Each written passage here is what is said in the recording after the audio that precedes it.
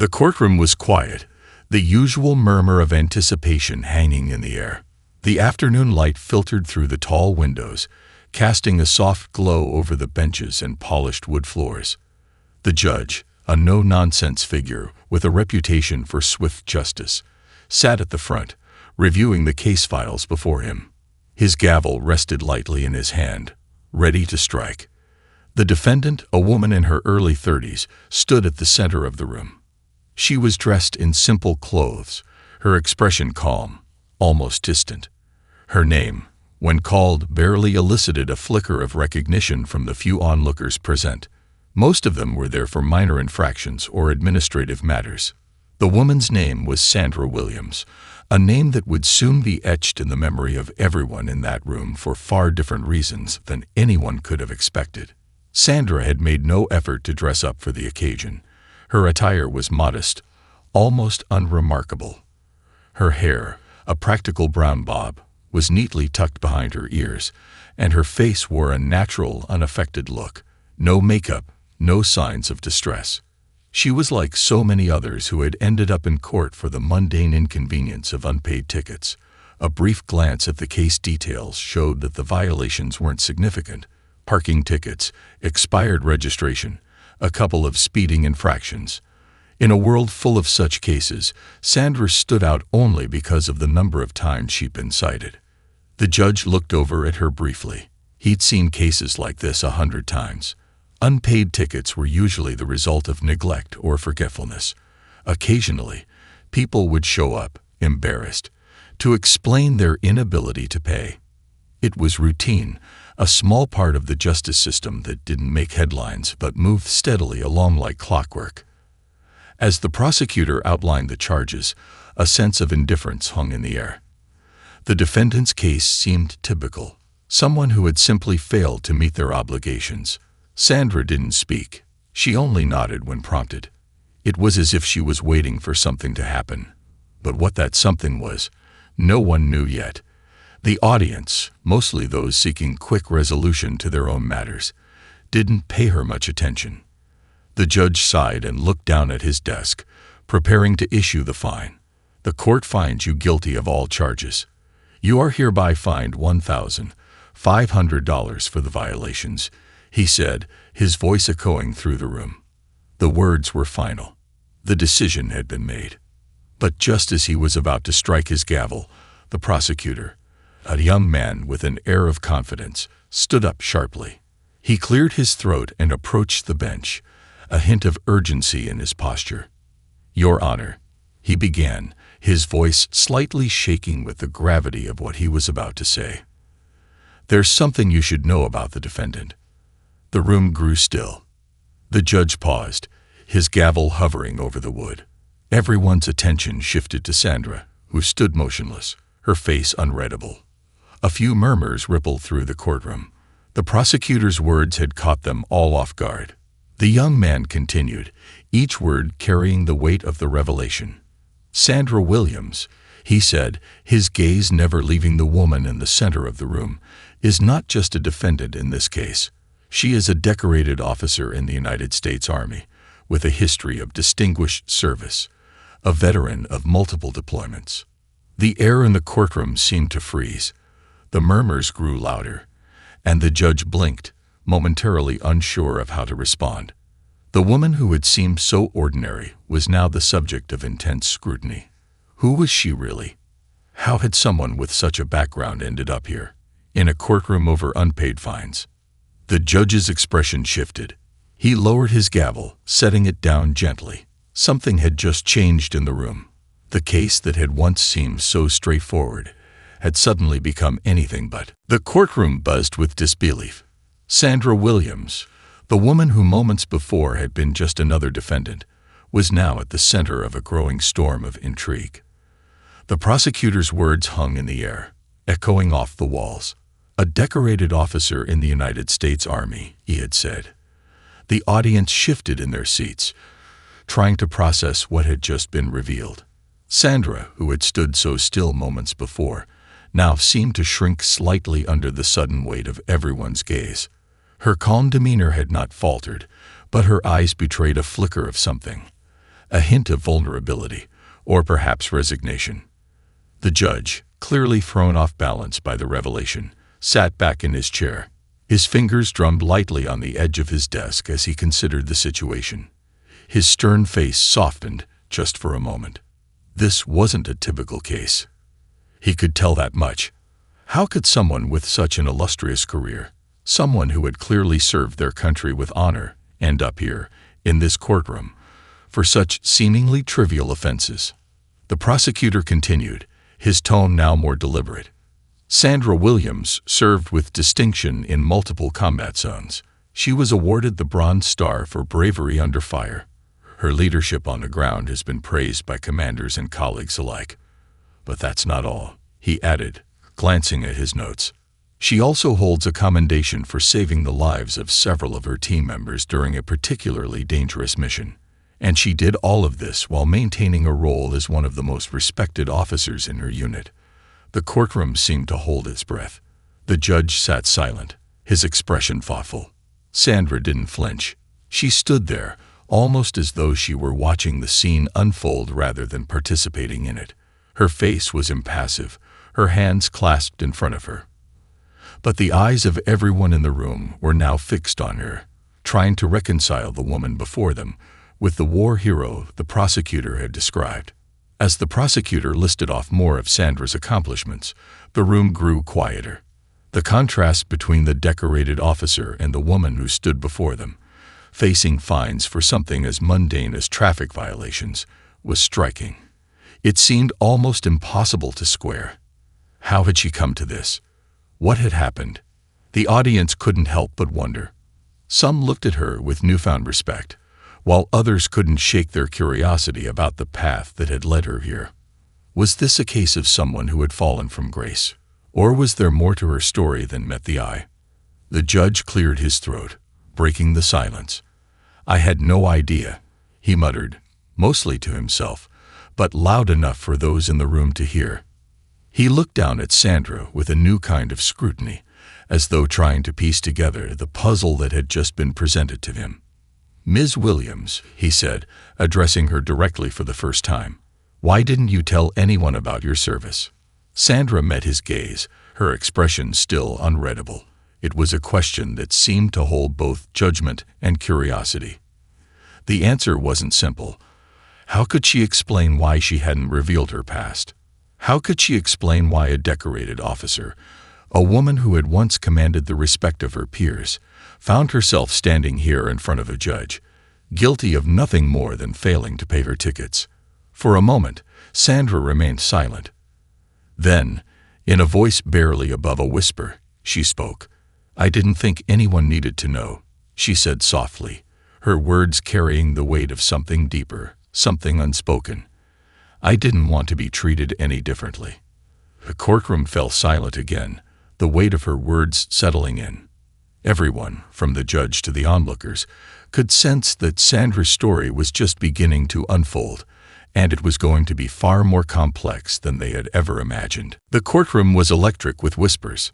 Sandra's revelation had turned the simple case of unpaid tickets into something much more complex, and the judge, now visibly conflicted, looked at her with renewed curiosity.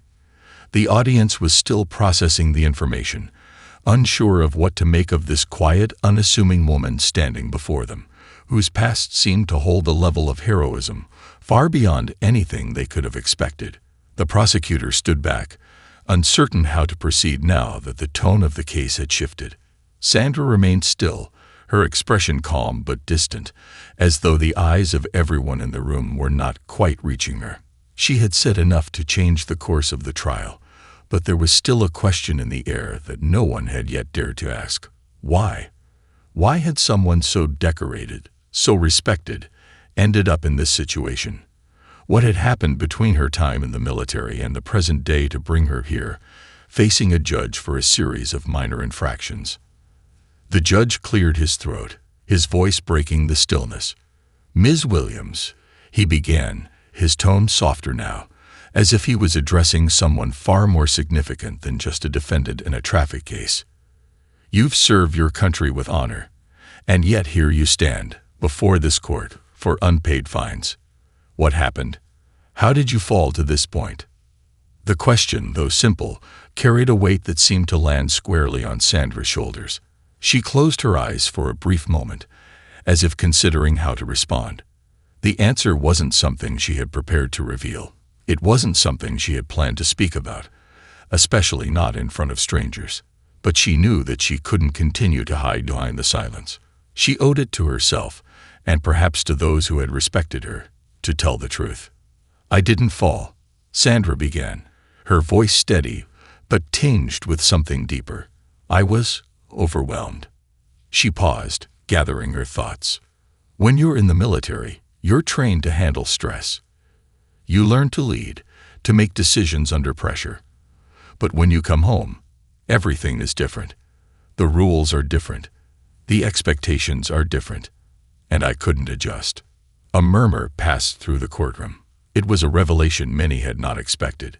Sandra Williams, the decorated officer, the hero who had commanded respect and admiration, was now admitting to something many would consider a failure, that she had struggled to adapt to civilian life, that the weight of her past had become too heavy to bear. "I thought I could keep going," she continued, her voice becoming more vulnerable with each word. "I thought I could just power through.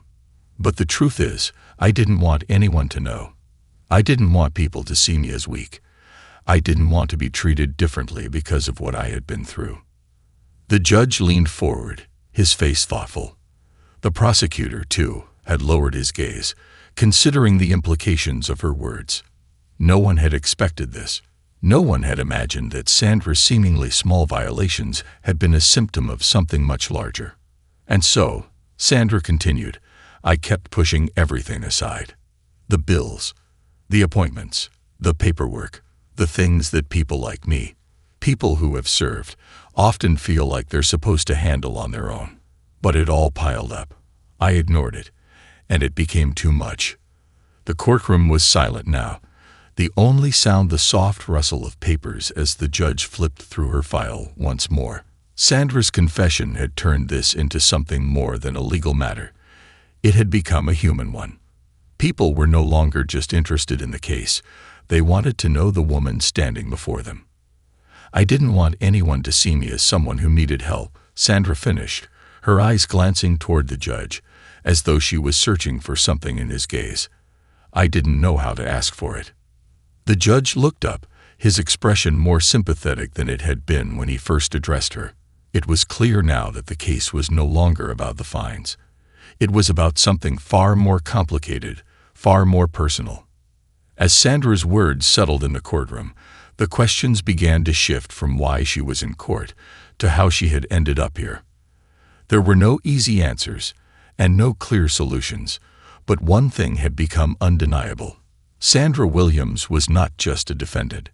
She was a woman who had faced battles, both on and off the battlefield, and her struggle was far from over. The silence in the courtroom was palpable. Sandra's revelation hung in the air, and for the first time, the audience saw her not as a mere defendant, but as a woman who had carried a burden far heavier than anyone had known. Her words echoed in the minds of those present, but they were still left wondering. What had happened to her? How had the woman who had once been a hero, a symbol of strength, now found herself standing before a judge for something as mundane as unpaid tickets? The judge, whose expression had softened, leaned forward, studying Sandra with an intensity that suggested he was trying to understand more than just the case at hand. "You've told us about your struggles," he said slowly, his voice filled with a quiet empathy. "But your past, your service, isn't something that can be explained in a few sentences. Tell us more. What happened to you after you left the army?" Sandra hesitated, her eyes briefly scanning the courtroom, her gaze drifting to the far corners of the room, where a few reporters were scribbling notes. She could feel the weight of their eyes on her, but for once, the thought didn't faze her. In this moment, her past was something she needed to confront, not for them, but for herself. She took a deep breath, then began. "It wasn't immediate," she started, her voice quieter now, but steady. "When I returned from my last deployment, everything seemed normal. I was proud of my service, proud of what I had accomplished. The medals, the recognition, it all meant something. But what I didn't expect was how hard it would be to come back to the world I left behind. Sandra's eyes drifted downward, and for a moment, the judge thought he saw a flash of something painful in her expression. Regret. Loss. He couldn't quite tell, but it was there. It started small, she continued. I would have trouble sleeping. I'd wake up in the middle of the night, heart racing, hands shaking. Sometimes I hear things that weren't there. Voices. Explosions. It's hard to explain to someone who hasn't been there. She paused, looking up at the judge, her eyes now more vulnerable than anyone in the room had seen before. And when I tried to talk to people, friends, family, even some of my fellow soldiers, they didn't know how to help. They didn't know what I was going through. So I kept it to myself. I thought I could handle it. The courtroom was silent, save for the occasional shuffle of papers. Sandra's voice had a quiet strength, but also a sadness that was undeniable. She had been carrying this weight alone for so long. The hardest part, she said, her voice breaking slightly, was the guilt. I'd see other soldiers who came home and were able to go on with their lives, build careers, start families. And here I was, just stuck. I didn't know how to move forward. I thought that if I kept pushing, kept pretending everything was fine, I'd eventually snap out of it. But I never did. Her eyes glanced toward the prosecutor for a moment, then shifted back to the judge. It was during this time that things started falling apart. Little things at first, forgetting appointments, missing deadlines. Then bigger things like bills I couldn't pay, tickets I ignored. It all piled up until it became too much to handle. And by then, I was too ashamed to admit that I needed help. Sandra's words were raw, unfiltered. She had never shared this much with anyone, least of all strangers in a courtroom. But here, now, there was no hiding. The judge's face softened further as he listened. He had heard of the struggles faced by soldiers returning from combat, but hearing it from someone who had stood before him, someone who had been on the front lines, made it all the more real. The woman you see standing before you, Sandra said, her voice growing firmer, is not the woman I was when I enlisted. I am not the soldier who could stand tall and fight without hesitation. I've changed. I've struggled. And I've made mistakes. She paused, then added, but I'm trying. I don't know how to fix everything, but I'm trying. The room seemed to exhale collectively. The woman who had once seemed so distant, so composed, was now laying herself bare. No longer just the decorated officer, Sandra Williams was a person who had faced the horrors of war, struggled with the aftermath, and was now confronting the consequences of her own silence. The judge nodded slowly, as though processing everything she had just said. There was no judgment in his gaze, only a sense of understanding. "Thank you for sharing that, Ms. Williams," he said, his voice low and thoughtful. "Your service is commendable, and your courage today is even more so." For the first time, Sandra allowed herself to breathe fully, the weight of the courtroom's scrutiny now shifting from judgment to something else, perhaps, just perhaps, a chance for redemption. The judge sat back in his chair, absorbing everything Sandra had shared. The courtroom, which had once been filled with the hum of anticipation and judgment, now felt more like a space for reflection. Sandra stood at the center of it all, her eyes fixed forward. But her shoulders were slightly hunched as if the emotional toll of speaking her truth was beginning to settle on her. She had opened up in a way that few ever did in this setting, and the people in the room could no longer see her as just a defendant. The prosecutor, still standing off to the side, glanced at his notes, but his earlier composure was gone. Sandra's story had shifted the very nature of the proceedings. She wasn't just a person facing penalties. She was someone whose struggle was emblematic of a larger issue, an issue that affected many veterans but rarely made it into the courtrooms. The young man shifted uncomfortably on his feet, unsure how to navigate the situation now that the case had transformed from a legal matter into something deeply personal. The judge cleared his throat, a signal that the time for silence had ended. "Ms. Williams," he began, his voice steady, but carrying an unusual warmth. "You've demonstrated great courage today, not just in your service, but in speaking openly about your struggles. It's clear that you've been through far more than the charges in this courtroom. And while this court cannot ignore the violations, I think we need to reconsider how we approach this." Sandra raised her head slightly, her eyes flicking toward the judge, her expression a mix of hope and uncertainty. "What do you mean?" she asked quietly. The judge looked down at the case file once more, his fingers tapping lightly on the desk as if weighing his next words. "While it's true that you have unpaid tickets and missed appointments, there's a bigger picture here that needs addressing.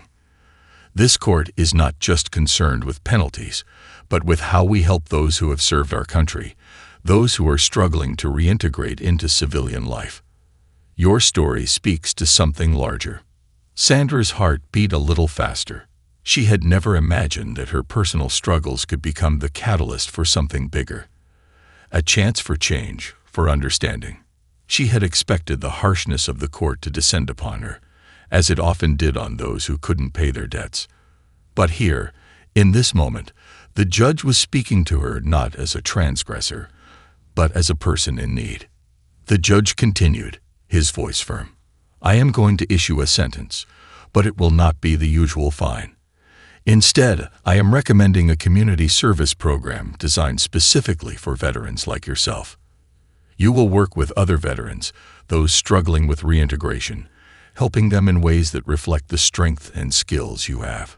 This will not only help you, but also those who find themselves in similar situations." The words hung in the air, and for a moment, Sandra wasn't sure she had heard him correctly. Community service, yes, but for veterans. Helping others who had faced similar battles. It sounded almost too good to be true. It sounded like a lifeline.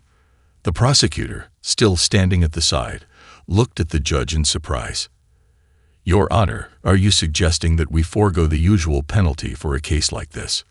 The judge met the prosecutor's eyes with a calm authority. "Yes. Ms. Williams' service, her sacrifices, and her willingness to confront her struggles in public today deserve a different approach. We must begin to see the whole person, not just the sum of their mistakes. This court will show leniency, but it will also provide an opportunity for her to contribute in a way that is meaningful, not just punitive." Sandra's throat tightened as the gravity of what was happening began to sink in. She had expected to pay for her mistakes. She had expected to leave the courtroom with a fine that would hang over her head for months. But what the judge was offering her was something entirely different.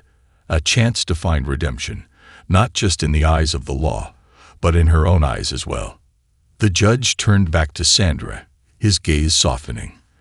"This is not a free pass, Ms. Williams. You will need to complete the community service program, and you will need to show that you are taking responsibility for the things you've neglected.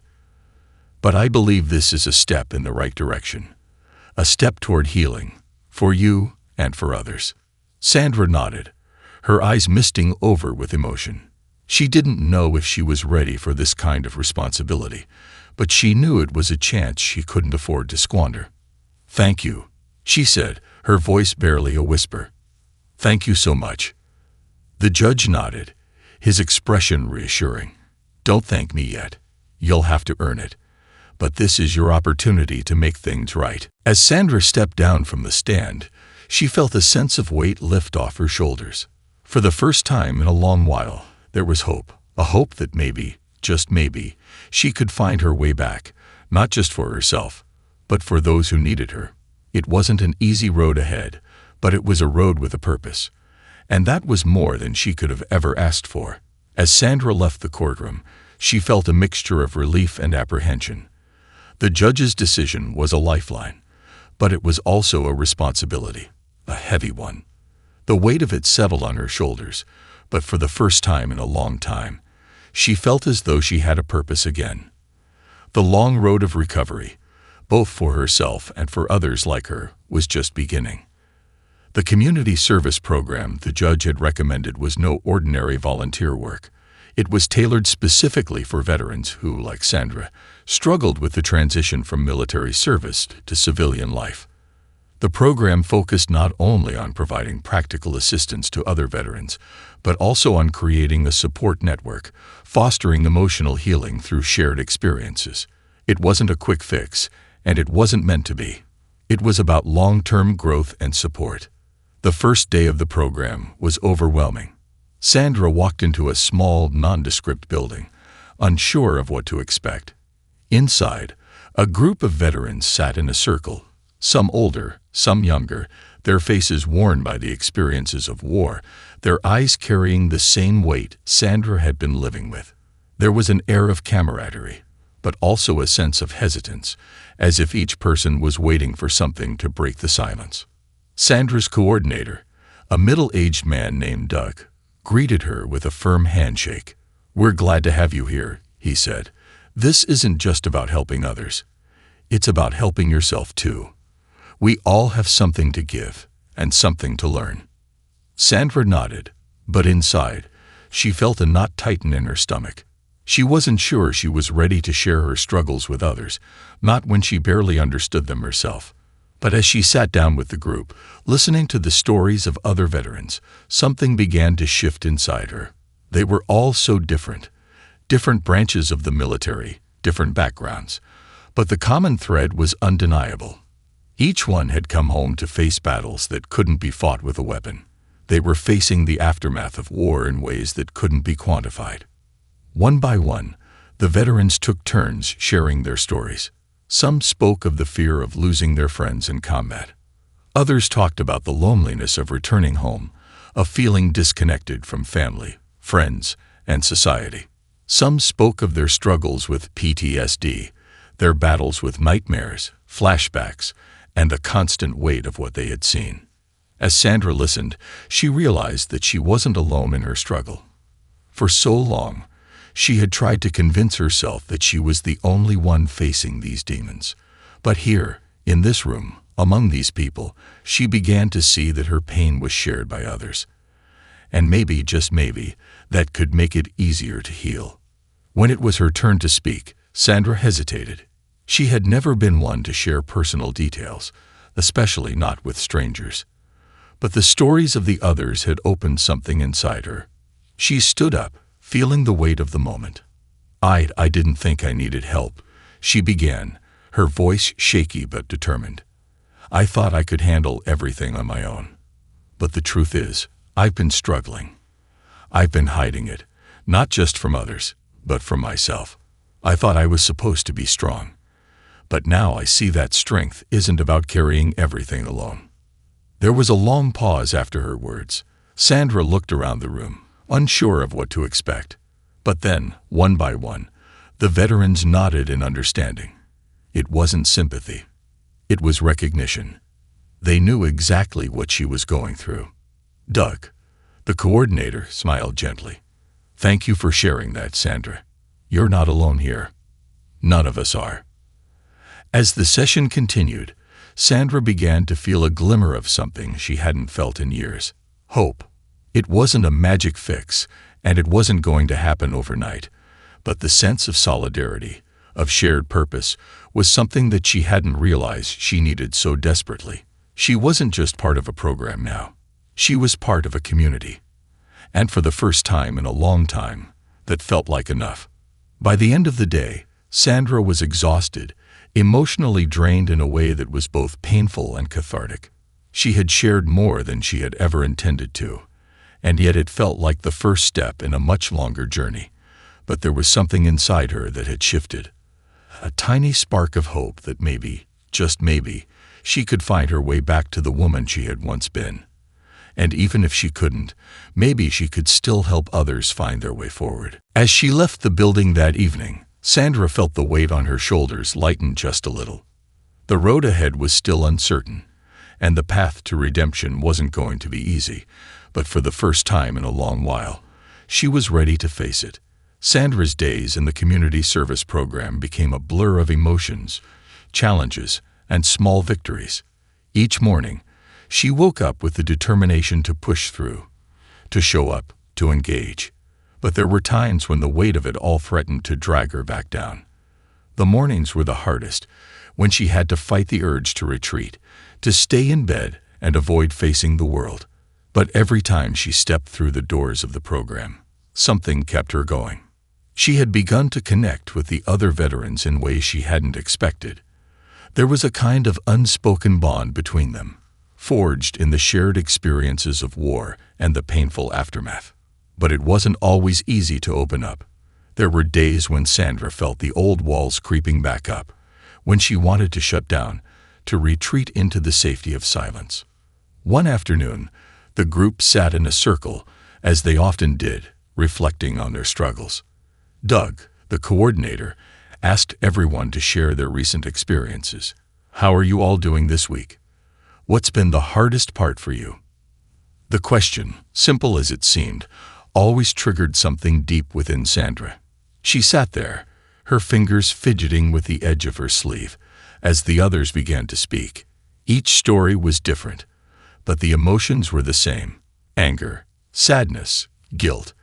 Everyone had their own battles, but the fight for peace of mind seemed to be the hardest thing of all. It was Sandra's turn. She felt the familiar pang of hesitation. She didn't want to go into the details of her feelings, didn't want to burden the others with her doubts, but something inside her told her it was time. The constant holding back wasn't helping, so she took a breath and spoke. "It's been hard," she said quietly. "Some days are better than others, but there are days when it feels like everything I've done, everything I'm trying to do, isn't enough. I get so frustrated with myself. I feel like I'm failing, even though I know I'm doing better than before." There was a moment of silence. Sandra's eyes darted around the room, searching for some kind of response. She wasn't sure what she needed: sympathy, encouragement, or maybe just someone to understand. And then it came. One of the veterans, a man named James, who had been quiet for most of the program, spoke up. "I know how that feels," he said, his voice rough but steady. "Some days it feels like you're climbing a mountain, and every step you take feels like you're slipping back down. But the thing is, you're still climbing. You're still here." Sandra's eyes met his, and for a brief moment, she saw the truth in his words. She wasn't failing. She was fighting, just like the rest of them. And that fight, though exhausting, was still worth something. Doug nodded in agreement. "It's not about perfection, Sandra. It's about progress. Some days, that means showing up. Some days, that means taking a step back and allowing yourself to breathe. But every day you're here, you're moving forward." Sandra swallowed the lump in her throat. It wasn't easy to accept, but she knew he was right. She had been expecting too much from herself, too quickly. Healing wasn't linear. It wasn't a simple matter of checking boxes. It was about understanding that there would be good days and bad days, and that both were part of the process. That evening, as she walked back to her apartment, Sandra felt the weight on her shoulders lighten a little. It wasn't gone. She still had moments of doubt, moments when the past threatened to resurface. But for the first time in a long time, she felt like she was moving in the right direction. She was allowing herself to heal, not by pretending everything was fine, but by embracing the journey one step at a time. The road was still long, and the challenges were far from over. But Sandra had learned something invaluable that day. It was okay to struggle. It was okay to feel frustrated. As long as she kept going, as long as she didn't give up on herself, she would keep moving forward. And in that realization, Sandra found a spark of hope. Not the kind that promises instant change, but the kind that keeps you going even when the road is steep. And that, she thought, was enough. Months passed, and Sandra's journey began to transform in ways she hadn't anticipated. What had once felt like an overwhelming burden, the weight of guilt, shame, and isolation, was slowly being replaced by something else, a sense of purpose. It hadn't been easy. Every day was still a battle. But the days where she struggled to get out of bed were fewer. The nights filled with restless thoughts were becoming more manageable. The community service program had become a lifeline for her, not just because it gave her a chance to give back, but because it provided her with a sense of belonging. She wasn't just the soldier who had faltered. She was a part of something bigger now, a part of a network of veterans who understood her in ways no one else could. One morning, as Sandra was preparing for another session, Doug approached her with a smile. "I've been thinking," he said, his voice calm but with a hint of excitement. "You've made incredible progress, Sandra. The work you've been doing, the way you've been leading some of the new members. I think it's time we talk about next steps." Sandra blinked in surprise. She wasn't used to receiving praise, much less from someone like Doug. "Next steps," she echoed. Doug nodded. "Yeah, you've come a long way, and I think you have something to offer, not just as a participant, but as someone who could help guide others through the program. We've been talking about expanding the leadership roles, and I think you'd be a great fit." Sandra felt a rush of emotions. She had never imagined herself in a leadership position. In fact, just a year ago, she couldn't have imagined herself doing anything other than getting through the day. But now, the thought of helping others, of using her own experiences to support someone else who was struggling, seemed not only possible, but meaningful. "I don't know if I'm ready for that," she admitted, her voice hesitant. "I'm still learning myself." Doug smiled reassuringly. "It's not about being perfect. It's about showing up and sharing what you've learned. The others, especially the new veterans, need someone who gets it. They need someone who understands what it's like to feel lost, and then find a way forward." Sandra swallowed hard, the weight of his words settling over her. She had spent so much of her life pretending she was fine, trying to hide her struggles. But now, her vulnerability was becoming her strength. It was what made her human. And maybe, just maybe, it was what would allow her to help others. After a long pause, Sandra nodded. "Okay, I'll give it a try." In the months that followed, Sandra stepped into her new role with a mixture of trepidation and determination. At first, she felt out of place, unsure of how to guide others when she was still working through her own demons. But as she led group discussions, helped others navigate their battles, and shared her story, she found that the very act of helping others was healing her as well. Every time she listened to a new veteran share their struggles, every time she offered a word of encouragement, it was as though a piece of her own pain chipped away. Sandra's sense of purpose grew, and so did the respect she earned from the other veterans. They saw her not as someone who had once been broken, but as someone who had found a way to rebuild herself and was now showing others how to do the same. It was during one of the group sessions, months into her leadership role, that Sandra realized just how far she had come. She sat in the circle with the veterans, listening to a young woman share her own struggles with reintegration. Sandra saw the fear in the woman's eyes, the same fear she had once felt. And as she spoke to her, offering guidance and support, Sandra understood something important. She wasn't just surviving anymore. She was thriving. When the session ended, Sandra stood outside the building, the evening sky stretching out in front of her. The sun was setting, casting a warm, golden glow across the horizon. She closed her eyes, breathing in the cool air, and for the first time in a long while, she felt at peace. The road to redemption had been long, but it was the road that had ultimately led her back to herself. She had fought for her own healing, but now she was fighting for others too. And in that fight, Sandra had found something she hadn't realized she had lost. Hope. Hope not just for herself, but for the many veterans who walked the same uncertain path. She wasn't just a survivor anymore. She was a guide. And that was the greatest redemption she could have ever hoped for.